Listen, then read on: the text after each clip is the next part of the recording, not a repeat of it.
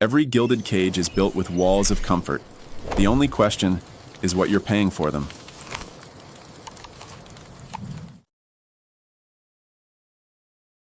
You ever get that feeling that the game is, well, rigged? That no matter how hard you work or how well you plan, you're playing on a field that's tilted by forces you can't quite see? It's this nagging feeling that our modern life, with all its talk of freedom and choice, might actually be run by a complex web of unseen systems.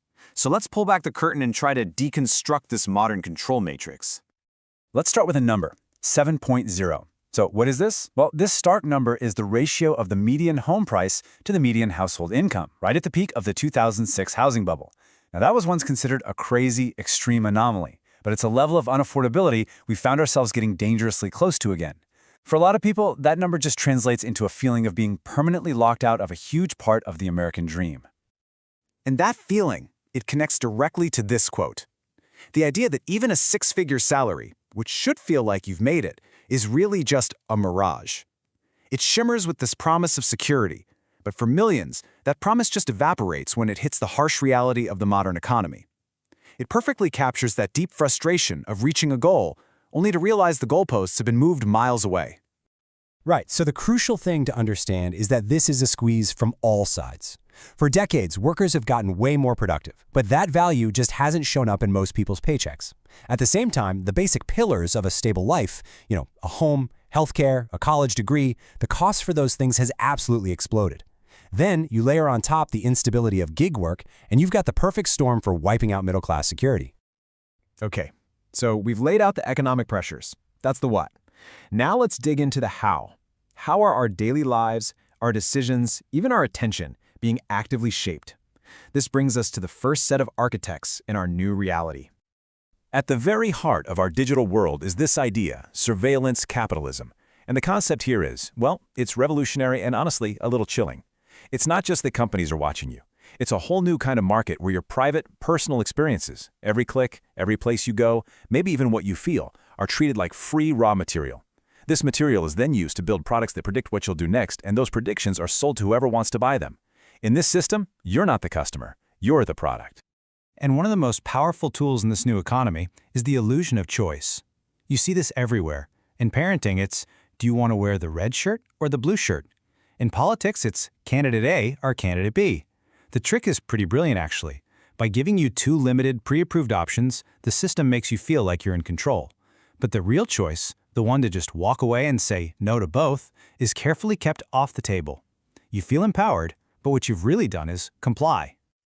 This really gets to the heart of it. It's the difference between true freedom and the curated reality we live in now.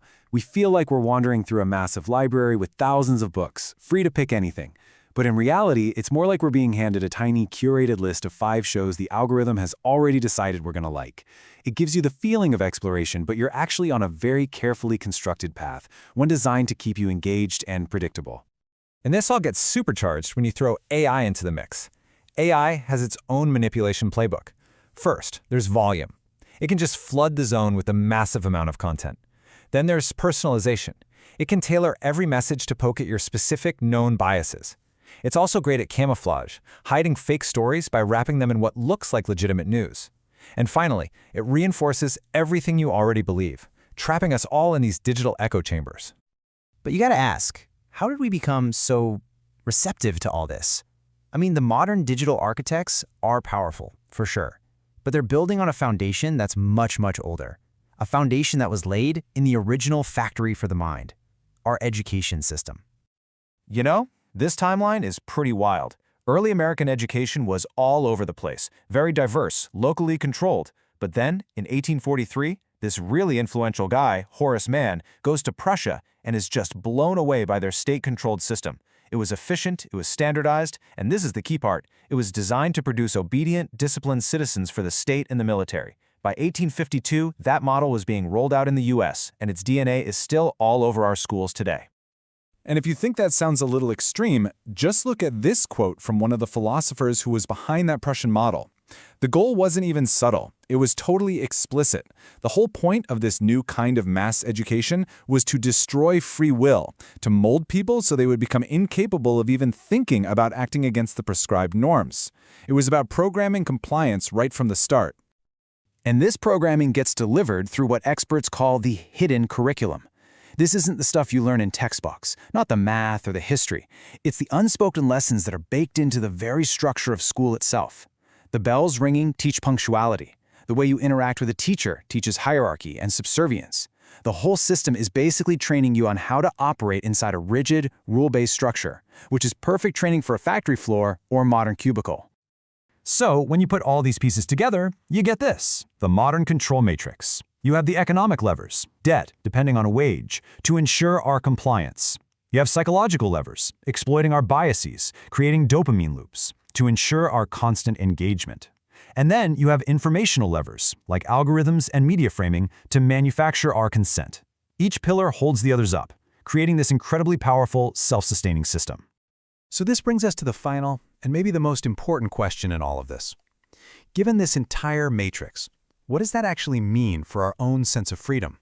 And this is the question everything has been building towards.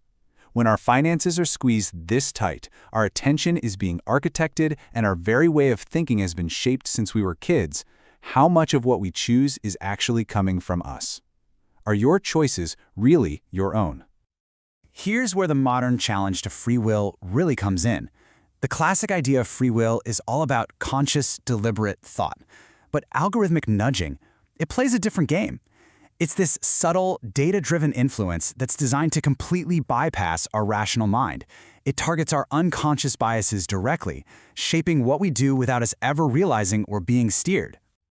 And as our technology gets more and more powerful, the philosophical questions just get deeper.